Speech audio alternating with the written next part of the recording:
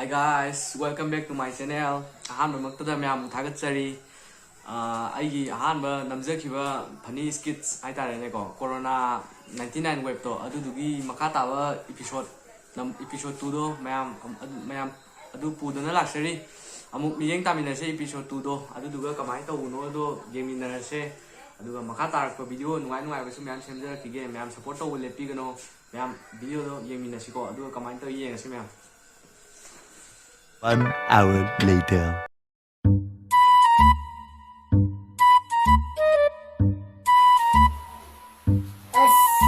Second episode na ako sige.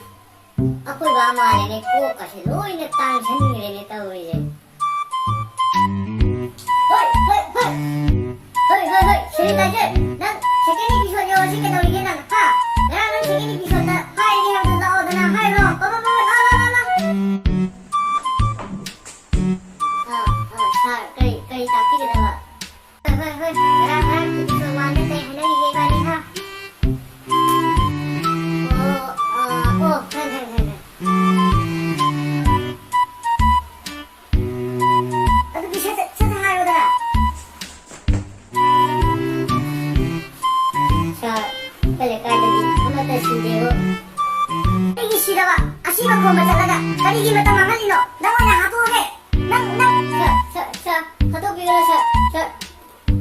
I'm sorry, sir. Chalo, na phone chalo, na shut you ring chalo.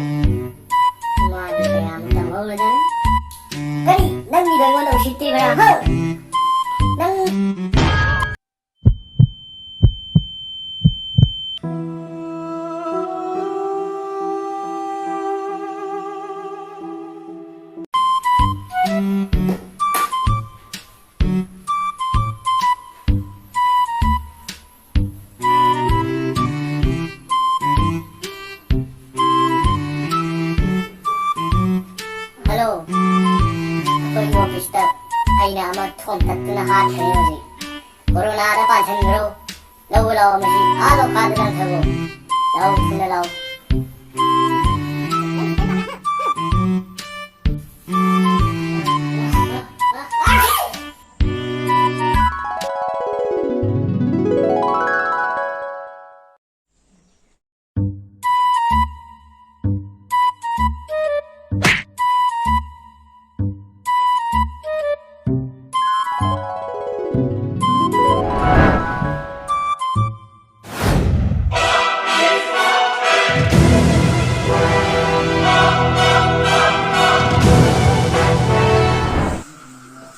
Thank you for watching my videos.